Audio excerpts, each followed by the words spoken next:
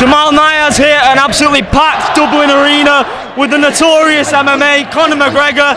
How great does it feel to be soaking in this crowd? It's great to be back here in Dublin, Ireland, watching the fight, soaking it in. I look forward to it. That light's had to go. There we go. I look forward to getting back in myself soon. You're looking absolutely stacked. What weight are you walking around at right now? I haven't touched the scale in a long time, to be honest. I've been just eating, lifting and enjoying myself, and that's that, you know what I mean? So, yeah. In terms of a possible return date, could it be International Fight Week, and what sort of opponents do you have in mind? I would like International Fight Week, we'll see though. You know, I'm not going to I've got to just take it day by day. You know, April will be back sparring, they say, and, you know, back twisting and throwing. And, you know, I was told I could box a couple of months back, and then all of a sudden I couldn't box, so I'm just taking it day by day. You know, there's no rush. I'm in a great place mentally, physically. I feel strong, I feel energetic. I'm always eager to get in a fight. So you just take it day by day and it'll happen. You mentioned the it'll boxing happen side when of the Lord, you know, wants it to happen. So that's the boxing side of it. Who was in mind for that one? The boxing side. Yeah. There was loads of options, but you know, MMA is where it's at for the minute.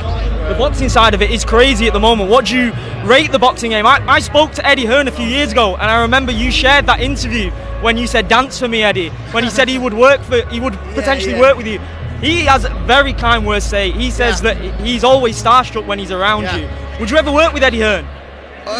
Sure, why not? No problem with Eddie. Never said, obviously, as you said, always been respectful to me. Yeah. He's doing big things in boxing. All the love in the world, respect to Eddie and the Matchroom team. I have to ask as well, Gaethje Oliveira's coming up.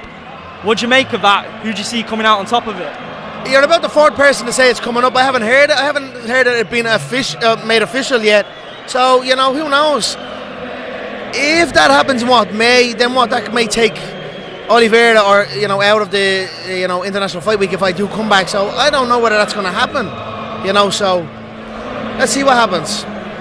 Welterweight run, would that be a chance as well for a title shot? For sure, but something about the lightweight, I don't know, something about that lightweight division. You know, I got the weight off me. I was primed as a lightweight fighter.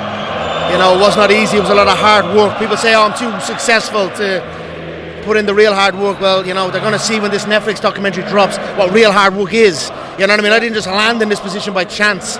It was through years and years and years of insane work ethic and hard work and commitment. So, you know, I got myself down to lightweight after being successful at welterweight in a 40-second KO, and you know, I could do it again. You know, I'm just taking it day by day, see what happens. When you talk now, there is the obvious hunger, but there is, like, not anger, but there's real passion in your voice. Yeah. How would you compare the passion you have for the game now compared to those 2012, 2013 days? What's it like? Because you're in a totally different state of mind, right? For sure. I'm just more aware of my own self. You know what I mean?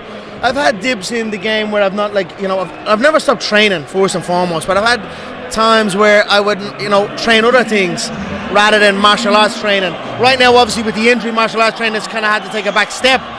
So I'm doing everything else that I can. I was in the surgery bed. After surgery, I was in the surgery bed with a little small weight after getting the titanium rod put into the leg like that, working on my forearm, just trying to get a bit of strength. You're just trying to switch everything back on, and I worked everything that I could physically work, bar the leg, until I can work the leg. So that's kind of what I've been doing.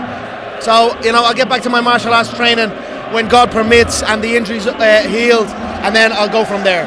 The lightweight division is so fun. Back in England, we have Paddy Pimblett. I personally would love to see that fight. He's similar to you in that he's a polarising figure. Love him or hate him, he brings it. He's a good kid, Paddy. The Scousers, you gotta love the Scousers. You know, my father was born in Liverpool. One side of my family is from there. So I got a lot of love for that part of the world. And who knows, you know? I will never say no to nothing. You know what I mean? Never say never, as they say. Perfect. Conor, thanks so much for your time, man. Thank you.